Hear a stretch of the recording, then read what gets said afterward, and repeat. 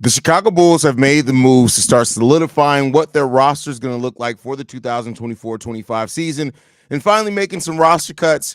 Did the Bulls make the right decisions, though, on their roster cut so far? We're going to talk about it all and more, but first, we got to play that intro.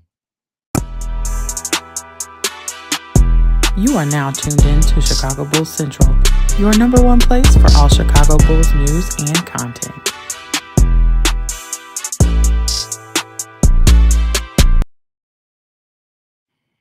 What's going on, Bulls fans? Welcome to another episode of Chicago Bulls Central, your number one spot for everything Chicago Bulls related. I'm the host there, Haize, but more importantly, you guys can follow the channel at Bulls Central Pod on every social media platform we happen to be on.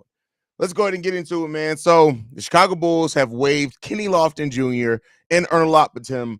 And, this was kind of the writing on the wall, right? So the Bulls have moved to the next steps of getting closer and closer to solidifying and finalizing their roster, which now leaves with waiving Onuralp Bitim that has now left an open roster spot for the Chicago Bulls actual roster. The Bulls still do have an open two-way contract spot as well. And that's where people are thinking that THT and EJ Liddell are basically going to fit in, right? It's not as straightforward as that, but it is how things are looking right now. And, ultimately, I think it just comes down to the fact that THT played amazing in preseason. Like, that's really what it came down to. Now, I will say this. I think that decision was basically made a little before that, because even if you look at the early preseason games, THT got off the bench before Onuralp Bitim. In training camp, I really think that THT must have started separating himself from a player like Onuralp Bitim, and it just comes down to the reliability. THT is not only younger than Onuralp, he is a player that also has done it at an NBA level, and Onuralp is not. Like, he just did not. Onuralp last season, OB, had the eye injury, and so we found that out. And so, that may have excused why his shooting wasn't quite what it was shaped up to be. But I think it just comes down to this, is that while OB has had some really good performances and played amazing over in EuroLeague, the NBA is a completely different league. And every time every year we go through this with some player, whether it's the Bulls or any other team, where, there's players that some can make the easy transition from playing over in Europe to coming over to the NBA and give similar production. And some players, whether it be adapting to the consistent physicality, adapting to the athleticism that they're going to face. OB was a player that overseas was a solid defender and offensive player. We're talking about taking players off the dribble. He did some facilitating. He was able to finish around the rim, and we never really saw that. He was not able to create that type of separation at the NBA level. He wasn't able to defend in a meaningful way at the NBA level, and it's not for effort. Like, Obi gave effort defensively. He didn't get a lot of opportunities offensively, but it's not like he didn't give effort. He did. And I think it just comes down to it.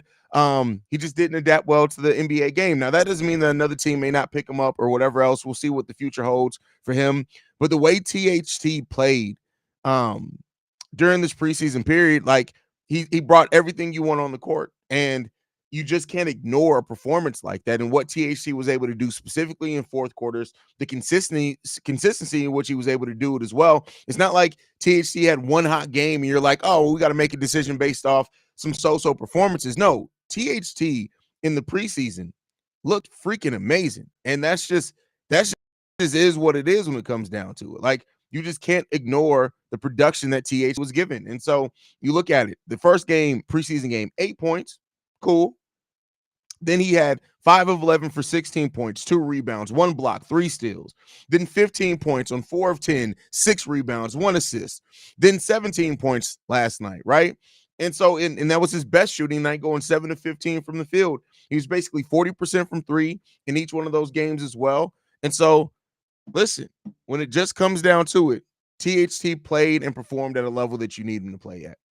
And with EJ Liddell, it's not as straightforward, right? Because we haven't seen a lot of EJ Liddell. We didn't see a lot of Kenny Lofton Jr. You kind of think that with EJ Liddell not officially being waived yet, it may mean that the Bulls are going to put him on that two-way contract. Now, it's not a guarantee, right? We've seen players be on camp deals before that get waived that end up coming back on the two-way contract. So for any Kenny Lofton Jr. fans out there that want to see him stick around this Bulls team, It's not for sure yet that he may not get that last two-way deal. So DJ Stewart, Adama Sanogo have the two-way deals. Javon Freeman Liberty, who was signed and waived, is going to sign a G League deal, not a two-way deal. So still does open up the chance that maybe Kenny Lofton Jr. is brought back on a two-way contract.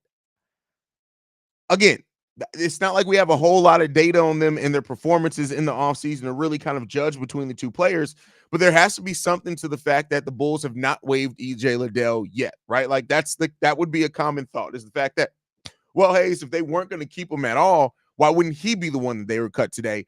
And that's fair thinking. So, we'll see what ends up shaking out with that. But unfortunately, with the Bulls having mainly guaranteed deals, it doesn't really leave them a lot of lateral movement when it comes down to it. So, that's just what it comes down to. And so ultimately, the Bulls have made seemingly their decisions. We'll see if anything surprising or anything happens as well. And the Bulls may push off. I know, we got one preseason game left.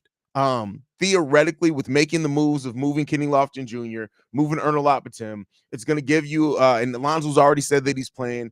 We'll see if the guys like Ayo and Julian Phillips and Dalen come back in that last preseason game. The Bulls may want to take a look at their actual rotation. Run a similar rotation down to the minutes that they're going to run during the regular season in this last preseason game. And so we'll see what happens with that as well. But overall, listen, it just comes down to it. It is what it is, man. And that's where it sits right now. Let's go ahead and see how you guys feel. I also want to talk about what came out of practice today, but let's see how you guys are feeling about this so far. Can he look good on offense? Hope he finds a way to develop. I mean, listen, I'm not taking away from how you feel, but I mean, Kenny Lofton didn't play nearly enough for me to say he looked good or bad for that matter, right? So I'm not saying he looked terrible, but I'm not going to say he looked good either. It's a very small sample size, and it's really hard to make any type of meaningful analysis on just how little he played in the preseason. He didn't play a lot. What did he play? We got in one game in the preseason and played 15 minutes. So, and he went 1 of 3. It's not really making an impression there one way or another. Shout out to the Transformer Jay Capone, the Don, man. He's in here rolling in. We appreciate him all the time. If we are going to lose that pick next year, might as well win as many games as we can so that pick isn't as high in the draft. I mean, yeah. I mean, the Bulls are hoping that they're going to be this good team to where if they do miss out on the pick, they miss out on the pick, but we'll see. With the way THT played, AK will look terrible if you let him go. I mean, that's a fact as well, too. That's a fact. Wish Lofton was kept somehow. I mean, listen, Kenny Lofton Jr. signed a G League deal last season. So who's to say that maybe he doesn't stick around on the Windy City Bulls or something like that? There's a chance of that, right? So what's THC's plus minus been overall across the span too? Seems like it's been decent. Now, that's a great question. Hold on. Give me 1 second. I can pull that up.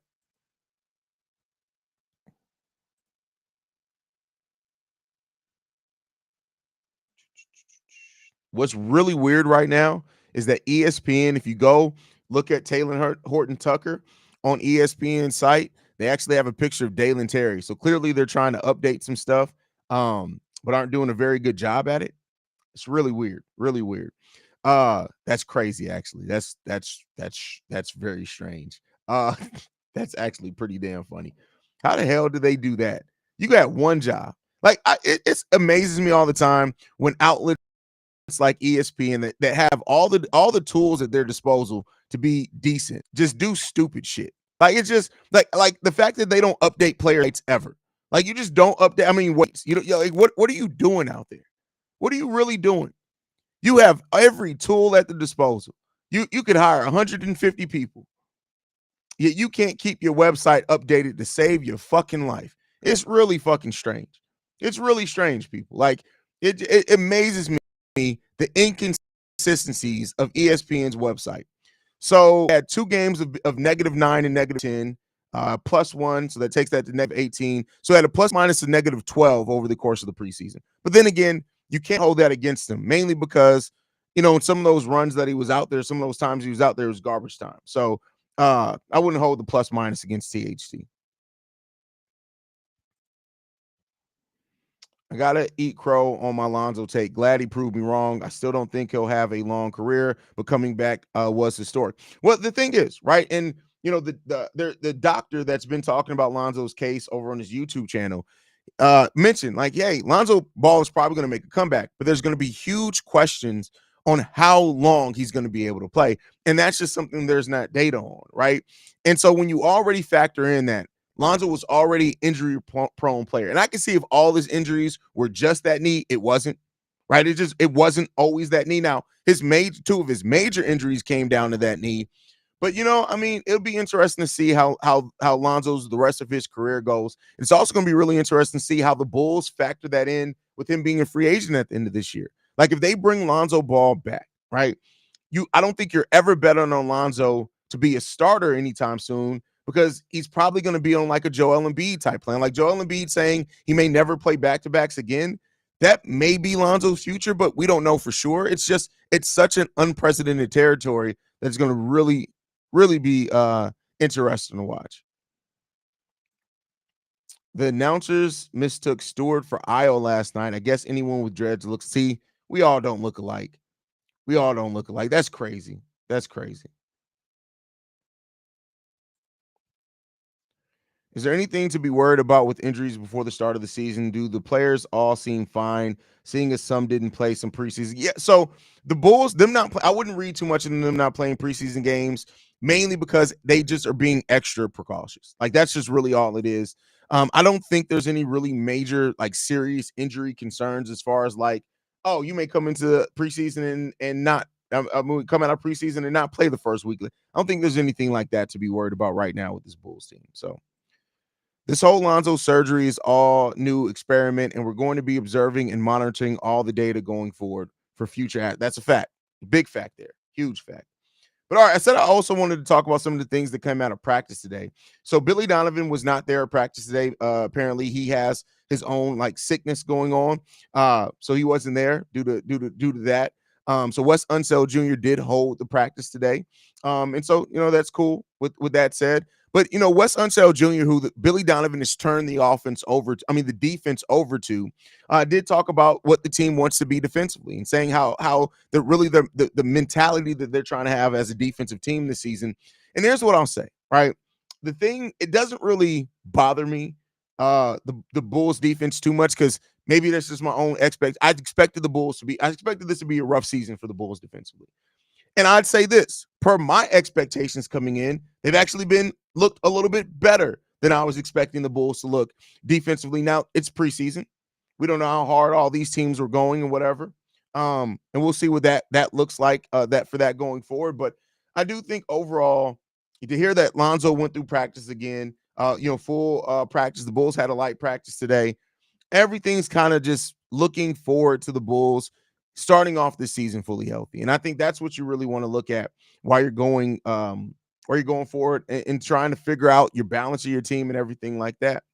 Emilio says, sucks that Kenny Lofton was waived. He's a good player that sucks. Hopefully G League at least, but the Bulls have a lot of players to tend to. I mean, listen, here's the thing that I'm going to tell you guys, right? And this isn't to yuck on anybody's yum or anything like that, but when it comes down to it, if the Bulls season came down to if they held on to Kenny Lofton Jr. or not, we're a tanking team. And it's not going to come down to that. Like, I get it. Every year there's a player in the preseason or something that looks good. Like it was Javon Freeman Liberty last offseason. Remember how devastated some Bulls fans were that we let him go to Toronto and we didn't re-sign him? He ended up not making an impact for Toronto. We didn't even end up missing, right? Like these back end of the bench players very rarely go on to another team and making a huge impact or being somebody you really miss down the road. Now, it does happen. I'm not going to say it never happens either. I'm just saying in the grand scheme of things, in 2 months, we're not going to be thinking about Kenny Lofton Jr. We're just not. Because hopefully Adama Sanogo's playing more, because that's the key thing. Adama Sanogo has a way higher ceiling than Kenny Lofton Jr. Extremely higher than Kenny Lofton Jr. So I'm more concerned about that. If Zoes plays 40 games like he did last night, the Bulls should win 30 of those games. No, you can't say. Lonzo Ball's performance was great, but it's not the type of performance that you can say, oh, the Bulls are going to win 30 games because of having Lonzo. No, I'm sorry. Just no. Can't say that. Love the assistants adding their eyes and voices to the team. Yeah, and I love that Billy Donovan's really turned a little bit of that over to it for sure. What's good, man? I've been thinking about about the team, and I can see our floor is making the play-in, which No, floor is definitely floor making the play in. No, to say the floor is making the play in would then be to say that the ceiling is making that. No, it's not. And but don't be so caught up in the mirage of preseason that a lot has to be told during the regular season. There's been nothing to be shown that to say that our floor is now making the play in. That no, that's just not the case. Not the case. What's up, Haize? Now that you losing all this weight, let me buy all your old Bulls attire. Laughing but serious. That is listen. It's so weird, bro. Like this is. I just bought this shirt like 3 months ago, bro. Like that was before I started work. Like being heavy into my. It's so fucking weird, bro. And I have so much Bulls gear that I'm just like, I'm just gonna have to tough this shit out, bro. Like it's so weird. Like it's just. I hate it. I hate that I have all this. Like look at the neck of my shirt. Just look at that. Like that just looks sloppy, right? Thank God I have the beard that covers it up. But it's just like, man, it sucks. It sucks. But hey, I had to get healthy, had to take my health more serious. I want to be here for another 30, 40 years, hopefully. So, I was going to say he would have been good if we were going all in on a rebuild, but it's clear we're still trying to straddle the line. Yep, exactly. Completely agree with you on that one, Camille. Jake says, my hope for the Bulls: 1, Kobe has an all-star year. 2, Lonzo can give 20 solid minutes off the bench. Modest can be in the rookie of the year convo. Pat and Julian can have huge defensive pieces. I mean, we'll see. We'll see. Do you think that was Billy calling plays last night, or is that the point guard? Oh no, listen, it's always it's always the coach calling plays. Now, I do like keep in mind, even when a coach calls plays, you have 15 different branches on most plays, and the point guard and the team has to kind of decide that based off read and react. So I think it was a combination of both. Yep, not enough minutes for Lofton, but if lot of injured, I like the potential. I can see where you're coming from there. I can see you coming from there. Haize, if Lonzo shows steady improvement, do you ramp up his minutes or keep it the same as it is? I think they'll ramp it up over time. I definitely think they'll ramp it up. I explained this yesterday on stream. I think that with just what I've seen and kind of read and things like that, I think that it can go. I think this is one of the ways that it can go. I'm not saying that this is the absolute way that it can go, but I think this is one of the ways that it can go. I think that the first month of the season, and I don't mean October because we start in the middle of October. So from beginning of the season to about mid to end November, you're probably going to see him stay on the minutes restriction that he's on. After that month, I think they're going to reevaluate and say, all right, 16 minutes per game, we're going to raise that to 18 minutes. And then the next thing you may see after that is, okay, 18 minutes a game, you did that. You haven't had any setbacks. Let's start adding some back-to-backs in there. So now you're doing 18 minutes a game, some back-to-backs. You're about halfway through the season now. And then maybe after the All-Star break, right? Because that's about 2/3 of the way through the season.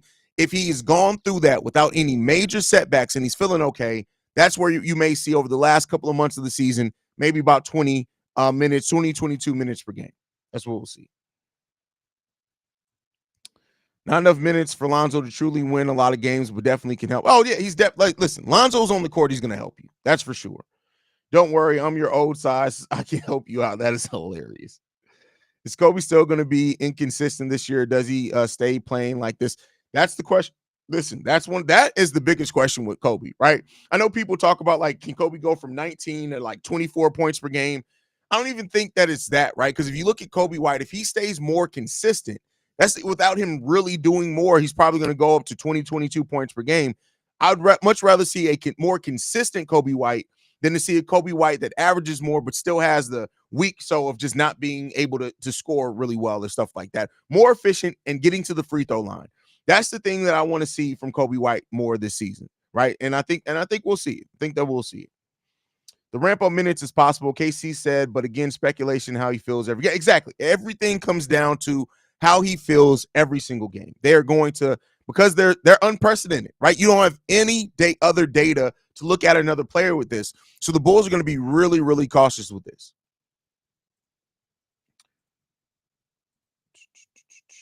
Kobe going to take the next step. We'll have less worry that he's going to do it all now. Yeah, we'll see.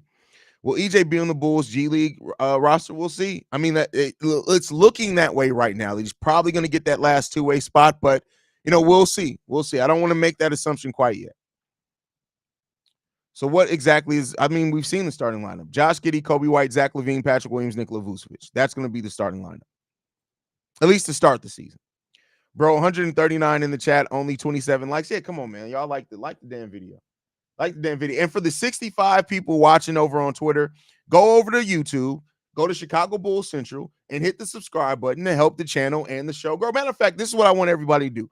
All 207 people watching right now between YouTube and on Twitter, I need everybody, when they get off of this, go to iTunes, go to Spotify, whichever one that you got, and go leave a 5-star review in Spotify or iTunes for the podcast to help it go. Also, hit the subscribe button on the podcast side, even if you're a YouTube watcher.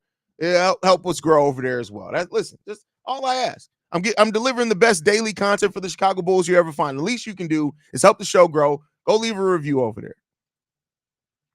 Hey, as I said before the preseason started, that THT is going to be on the main roster even over Bitim. Hey, if you called it, you called it, bro. I mean, listen, I didn't have that much faith in it. I'll be honest with you, but you can't deny the performance. That's what it all comes down to, right? And that's the thing. And I always try to say this with fans, right? Is that I get it. Every fan, anybody who tells you that I don't have my favorite, I don't have a player that I kind of rather, everybody does. It's natural. We do that as humans. You look at something, you start coming up with, oh, I think this guy can make it over this guy because of this.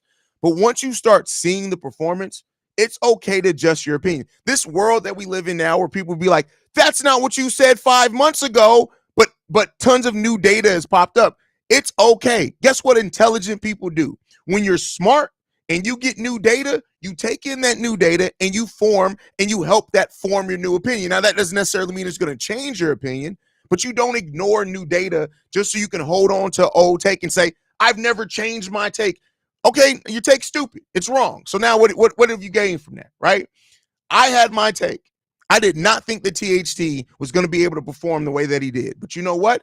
I watched the fucking games. And you know what I've let the games tell me? THT played fucking extremely well. So you know what I'm going to do? I'm going to look at the data and say, well, hey, I wanted Onuralp to make this team. But listen, he didn't look good on defensively. He couldn't get his shot off. And THT did all those things. It's okay to change your opinion. It's okay to change. Like, let's stop trying to frame people in this world where you have a take and you never can change that take ever in your life. No. Now, if you keep flip-flopping, that's the thing. Like, if you wake up one day and say, Lonzo Ball sucks, and then you wake up the day and say, Lonzo Ball is the greatest player ever, right? And you flip-flop day to day, that's stupid, right? But when you get new data on, it's okay to change your opinion. So there you go. I don't know if you tried this to work out, but I've been walking on a treadmill for the last year for maybe 30 minutes a day and sometimes even 40 minutes a day. And yes, I can use it. Listen, I know you can walk. I know I know your legs actually do work, Shay. Like I know that, brother. I just joined. Have you roasted anybody yet? No, Jordan. There hasn't been no reason to roast anybody yet. Vooch definitely looks more engaged. He looks more engaged in the last game. The first preseason game, he didn't look that engaged, but he has definitely turned it around. Is P.O. going to play next season, next preseason game, or will it mostly just be the players fighting over that last spot? Well, there's really no players left fighting over the last spot. So I think we're going, like, when you look at what the Bulls have waived, let me look at the roster to make sure I'm not tripping, because I could very well be tripping. Give me 1 second. So yeah, there are no other players fighting over the last spot. DJ Stewart's a two-way contract. Adama Sanogo's a two-way contract. Everybody else is on guaranteed deals. So it's just EJ Liddell and THT. Unless you plan on having them guard 10 people and just playing those two guys, no, you're going to see your actual rotation. So I think we're going to see a lot of the actual Bulls play.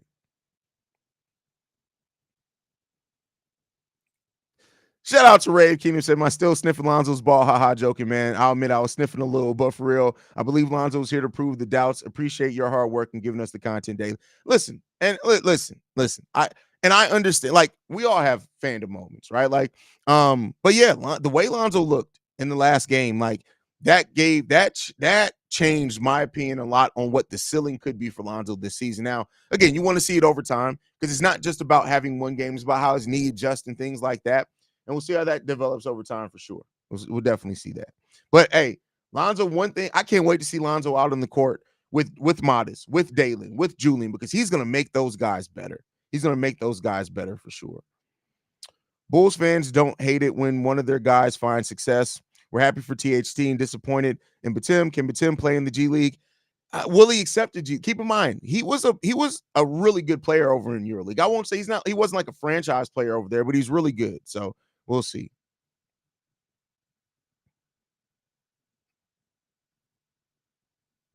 Any team's dumb enough to take Chris and Catfish off the Bulls' hands? Probably not.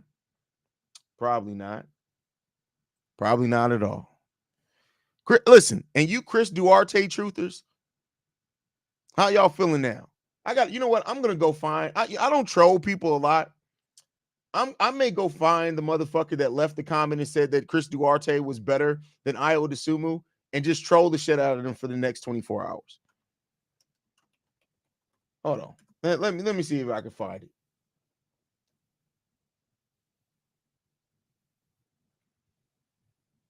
Where is he at?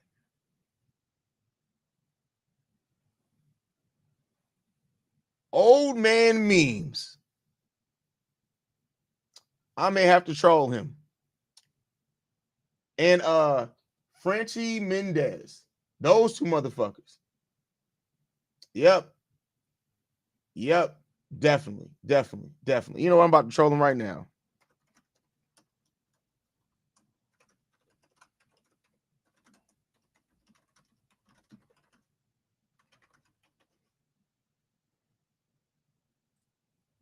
There you go. Every once in a while, I know I'm a grown ass man, but every once in a while, trolling people who say things. So, like the man confidently said, Chris Duarte is better than Ayo Dosunmu. That deserves to be trolled. I'm sorry. I deserve to be able to troll somebody who said something so ridiculous. I deserve to be able to do that. That is my right as a human and as an American. I deserve the right to troll that bastard. I feel like that's my right.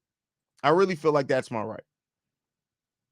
It's a little childish. Yeah, it is. It's fine. I'm cool. I got an 18-year-old kid. I don't have nothing to prove to nobody about my maturity.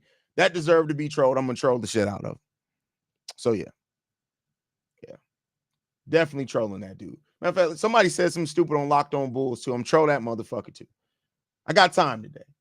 I got Petty Rose. If y'all can't tell, Petty Roosevelt is back in full effect. I really thought that I was going to go through a season without being Petty Roosevelt, but I just realized I woke up the other day and I was like, you know what? I'm fully embracing all pettiness this season. I'm embracing all pettiness this season. So if y'all don't like your podcasters and your YouTubers to be a little petty, this may not be the channel for you because I am embracing all pettiness in the year of our Lord, 2024-25. All the pettiness is coming. It just is. It is what it is. I got pettiness for everybody. Now, that doesn't mean we can't disagree. Like me and Rave Kingdom had a disagreement. And listen, it ended up being he was more right than wrong. Right? So, it is what it is there.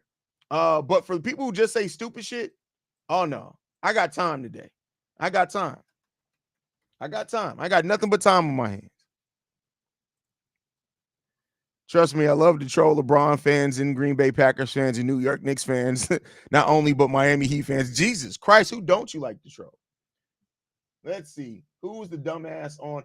Oh, it was the billionaire dude. Dude likes to fake like he got money. Definitely. I'm trolling all these motherfuckers today. Troll time. We on petty time today. So there you go on that one. But all right, y'all. Thank you guys so much for tuning in, man. I just wanted to bring these updates. If anything else happens with the Bulls roster, if news drops, we drop. That's what we do here at Chicago Bulls Central. I want to thank you guys so much for tuning in. Make sure you guys are following the show at Bulls Central Pod. You can send us any feedback, questions, comments, concerns, bullcentralpod@gmail.com. Lastly, if you want to leave a text message and our voicemail for the mailbag, the number, wait a second. I got to stop here. Listen. If Jonathan Isaac, and isn't it Isaac or is it S on the end? If Jonathan Isaac and Lonzo Ball are on the same team, that's too much knee problem for me. I don't want to see that. I'm sorry. Too much knees. It's too many knees. But I love you guys, man. Make sure you guys are following the show. You can send us any feedback, questions, comments, concerns, bullcentralpod@gmail.com. Lastly, if you want to leave a text message and our voicemail, the number to do so, 773-270-2799. We're the number one spot for everything petty and Chicago Bulls related. And I'll see you guys if news drop. If not, I'll see you guys tomorrow. Love you guys. Go Bulls. Peace. This has been a presentation of the Break Media.